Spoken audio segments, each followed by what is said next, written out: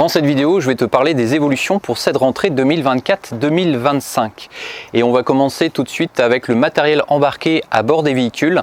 À savoir que dans les véhicules de ligne régulière aujourd'hui, il y a un système qui s'appelle Cuba. C'est un système qui va servir pour la biéthique et qui est mis en place et qui sera opérationnel à compter du 2 septembre 2024. À savoir que en tant que conducteur, tu vas pouvoir sélectionner tes courses dès le 2 septembre 2024 de ligne régulière. Alors pour la partie scolaire, il y a un décalage, à savoir que ça ne sera pas prêt pour la rentrée. C'est-à-dire que tu ne pourras pas sélectionner les courses des circuits scolaires sur un véhicule de ligne régulière équipé de Cuba. Alors c'est bien prévu que ce soit en place, mais ça a pris du retard, à savoir que concrètement, les élèves qui seront munis d'une carte Corrigo ne pourront pas valider à bord des cars Bresgo de ligne régulière. Ensuite, sur la partie des cars scolaires, on a toujours l'équipement Matawan avec le smartphone, le valideur, et ça sera aussi à jour pour la rentrée du 2 septembre 2024. Ensuite, toujours pareil au niveau des matériels embarqués, le système SPEC est appelé à disparaître, alors en tout cas pour la partie SAEIV, c'est-à-dire que jusqu'à présent, tu avais la possibilité de sélectionner une course, une mission. Ça sera plus possible à compter du 2 septembre 2024 parce que les calendriers sont arrêtés pour que quand tu roules avec un car Bresgo, tu puisses sélectionner les courses du système Cuba. Et quand tu roules avec un car scolaire, avec un car blanc, tu puisses sélectionner les courses directement sur le système Matawan. La seule possibilité qu'il y aura avec les systèmes SPEC, c'est quand le véhicule est équipé d'une girouette. Donc par exemple, certains véhicules, en tout cas tout le parc n'est pas équipé de girouette SPEC. Les 137, 138 par exemple au carburant sont équipés de girouette SPEC. Les conducteurs auront toujours la possibilité d'utiliser girouette et de mettre leur code girouette en fonction des services qu'ils réaliseront. Au car des Aber, c'est le 2031, le 130, le 2027 par exemple. Ensuite, au niveau des lignes régulières, on va attaquer tout de suite avec la ligne 20. Il y a une grosse évolution au niveau notamment de la création d'une ligne qui s'appelle 20 Express. Même si elle s'appelle 20 Express, pour nous en interne, ça sera toujours en affichage girouette 20 Brest ou 20 Pougarneau. Sauf que la différence par rapport à ces services, c'est qu'on dessert uniquement les arrêts de Pougarneau, Salle-Jean-Tanguy, Lannélis, gare de Saint-Antoine, Bourg-Blambourg, Gouinou, port de Gouinou et la gare routière de Brest. Et la même chose en sens inverse, direction Pougarneau. Il y a aussi une évolution sur la ligne 20 et la ligne 21, notamment sur Brest, puisque tu le remarqueras sur le dépliant horaire, il y a plus de trajets vers la gare de Brest ou au départ de la gare de Brest du lundi au vendredi, mais aussi et surtout sur la totalité des trajets le week-end. Ensuite, en service scolaire, je vais faire le tour un peu des bassins et des grandes évolutions qu'il y a. Alors je vais d'abord commencer sur la numérotation des lignes qui ont évolué, à savoir que quand il y avait de l'alphanumérique, c'était le cas par exemple de la 2212A au car Le Brise, elle est transformée en ligne 2211. Au car des Aber, il y avait la ligne 2011D, le circuit de Saint-Michel, qui est transformé en 2023 Pougarneau pour l'Annélis.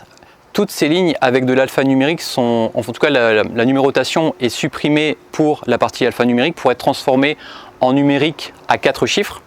Et c'est pour cette raison qu'il y a des numérotations qui ont changé sur la totalité du bassin scolaire de l'Annélis, sur certaines lignes scolaires du bassin scolaire de Plabennec et sur certaines lignes aussi sur le bassin scolaire de, que je dise pas de bêtises, de Plougastel-la-Oulas, ça concerne la CAT Transdev.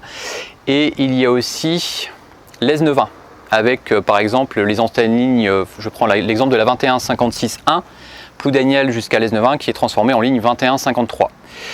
Il y a cette évolution qui est à jour aussi au niveau des girouettes, parce qu'on a mis à jour les girouettes pour que ça soit bien pris en compte, au niveau des livrets, parce que chaque circuit scolaire est en ligne sur un livret par bassin scolaire sur Bresgo pour BZH avec cette nouvelle numérotation, et aussi sur les systèmes Matawan et Cuba avec cette nouvelle numérotation.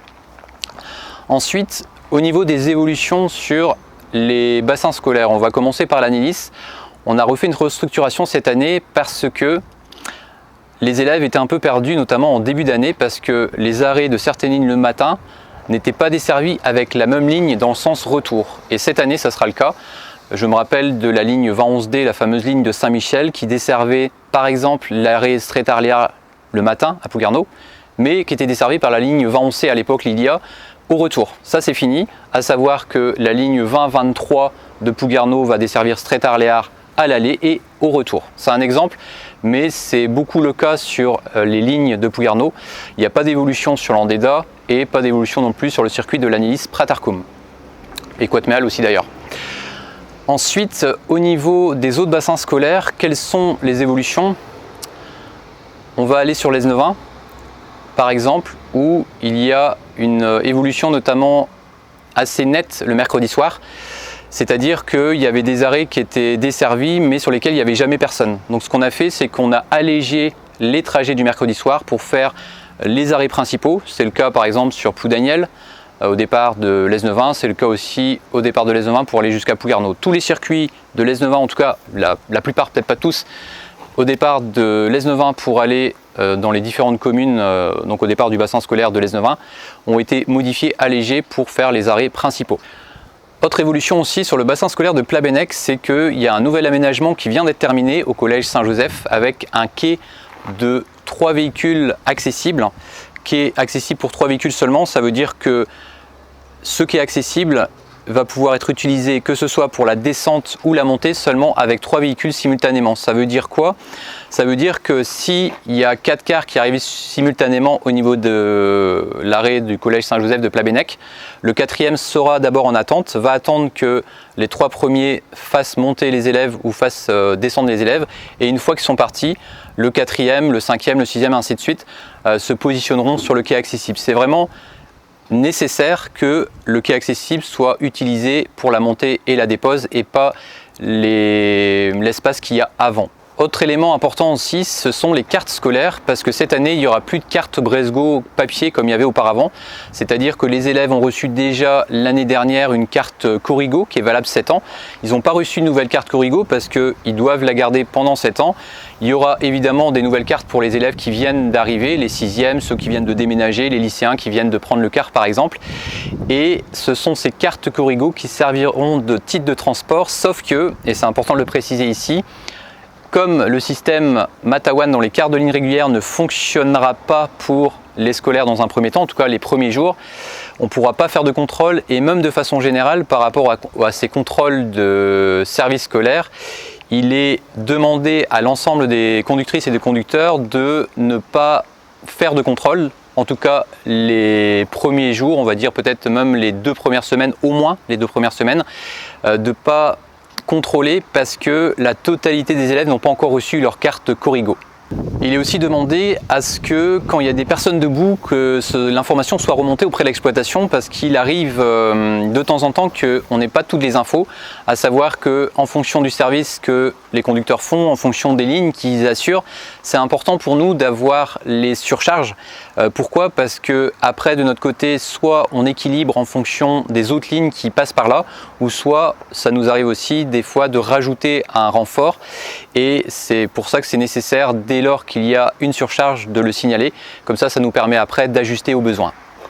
Et je pense qu'on a fait le tour de la totalité des points principaux de cette rentrée scolaire. Je te souhaite à toi conducteur une bonne rentrée, qu'elle se passe la mieux possible, et puis sachez aussi, et c'est important de le préciser, qu'il y a toujours des couacs à la rentrée et que le principal c'est qu'on sache d'où viennent ces erreurs pour qu'ensuite on puisse rectifier, réajuster pour améliorer au quotidien les services transport. Je te souhaite une bonne rentrée et puis on se dit à plus sur le terrain. Kenavo!